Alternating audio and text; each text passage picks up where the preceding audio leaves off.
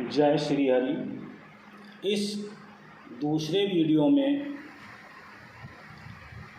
प्रथम वीडियो के अंतर्गत ऋग्वेद का संक्षिप्त परिचय मेरे द्वारा प्रस्तुत किया गया। इसके अंतर्गत यजुर्वेद, सामवेद और अथर्ववेद के संबंध में संक्षिप्त जानकारी आप लोगों तक पहुंचाने का प्रयास कर रहे हैं। जो दूसरा वेद है यजुर्वेद है। यजुर्वेद शब्द की उत्पत्ति कैसे है, यजुर्वेद का अर्थ क्या है।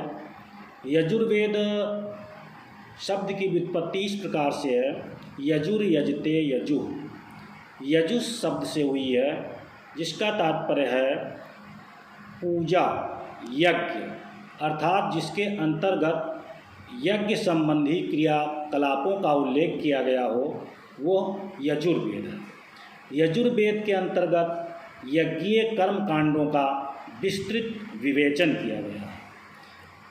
कितने प्रकार के यज्ञ होते हैं, उनका समय क्या होता है, यज्ञ के नाम क्या हैं, यज्ञ के स्वरूपों का विस्तृत विवेचन यजुर्वेद के अंतर्गत किया गया है।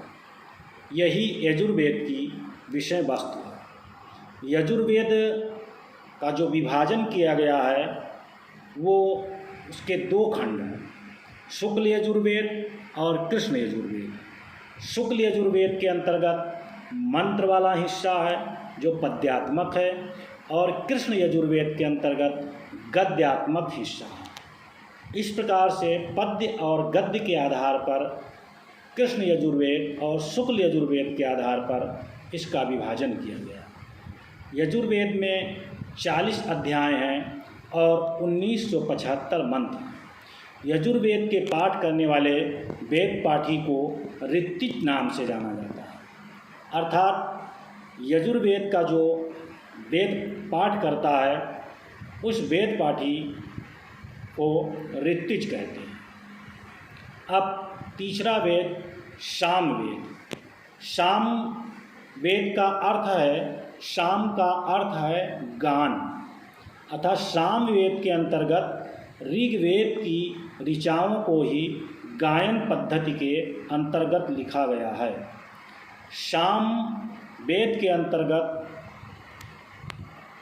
वाणी और प्राण तत्व को मिलाकर के जो संगीत उत्पन्न होता है, उसके माध्यम से देवताओं की स्तुति की गई है। इसके अधिकांश मंत्र ऋग्वेद के ही हैं। इसमें मंत्रों की संख्या 1875 है। सामवेद से ही जो भारतीय संगीत है उसकी उत्पत्ति सामवेद से ही हुई है। जो 7 स्वर हैं वो सामवेद के द्वारा ही उत्पन्न हुए हैं। श्रुतिभ्यः सप्त स्वरा षडज ऋषभ गांधार पंचमो धैवताश्च निषादाश्च सप्तमी।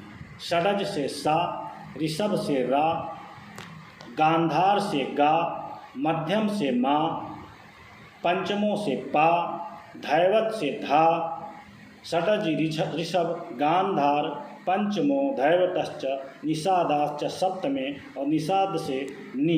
इस प्रकार से सा, रे, गा, मा, पा, धा, नी, ये जो 7 स्वर हैं संगीत के, इनकी उत्पत्ति सामवेद से ही हुई है।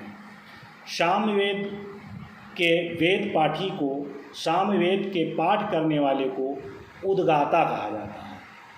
इस प्रकार से ये सामवेद का परिचय।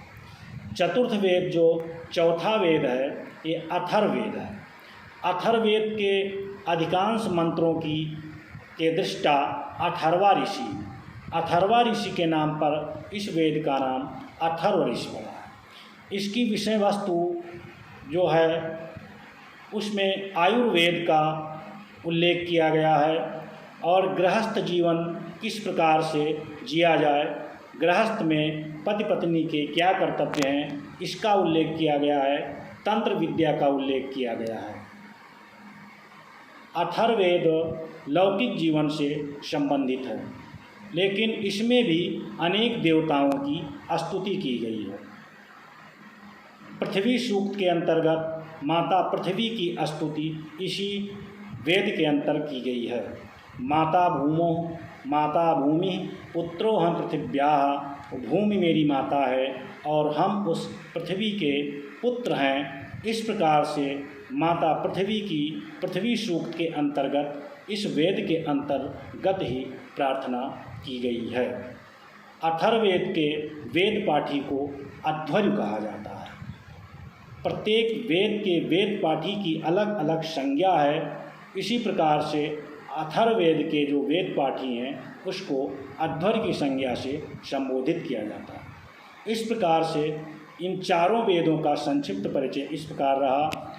अग्रिम वीडियो के अंतर्गत वेदों के उपांग कौन हैं, अर्थात वेदों के अंग कौन हैं, उन अंगों का एक विवरण प्रस्तुत किया जाएगा, जिससे वेद के अंग कौन कौन से हैं इसकी जानकारी आपको प्राप्त हो सकेगी।